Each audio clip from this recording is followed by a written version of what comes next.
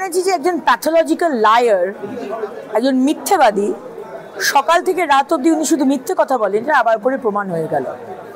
আমরা বিধানসভাতেও একই কোয়েশ্চেন করেছি। কদিন আগে উনি বলেছেন নবান্ন থেকে যে আমি তো জমি দিয়েছি।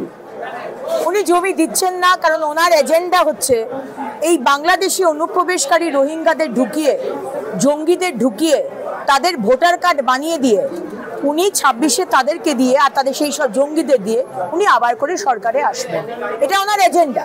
তাতে বাংলার মানুষ মরুক, ভারতবর্ষের মানুষ মরুক, চুলোয় যাক, ওনার কিচ্ছু যায় আসে না। এটাই আজকে মাননীয় অমিত শাহজি বলেছেন। যা যা অমিত শাহজি বলেছেন প্রত্যেকটা রেলেভেন্ট, জ্বলন্ত বিষয় যে বাংলার মানুষ ভুগছে।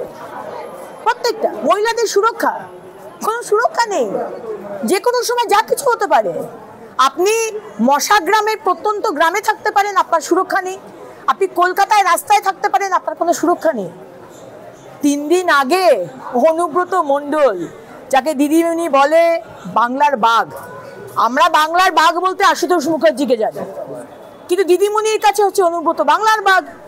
তিনি একজন পুলিশ মন্ত্রী হয়ে তার পুলিশের মাকে আর স্ত্রীকে বলছে তোর মা আর বউকে ডাক, তার সাথে আমি সেক্স করব।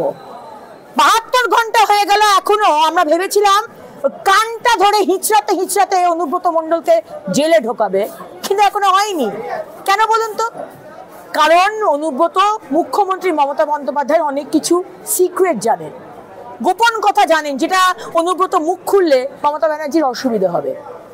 আমি আর কোনো কারণ দেখি না যে একটা মানুষ এবং একটা দল যারা বলে বারবার যে বাংলা নিজের মেয়েকে চায়, অথচ সেই পুলিশের বাড়ির মহিলাদের অপমান করা হলো, মুখ্যমন্ত্রী চুপ। আজকে তৃণমূল গিয়ে থানায় বলছে ওটা অনুব্রত বলেনি, ওটা এআই বলেছে। আমরা কি ঘাসে মুখ দিয়ে চলি?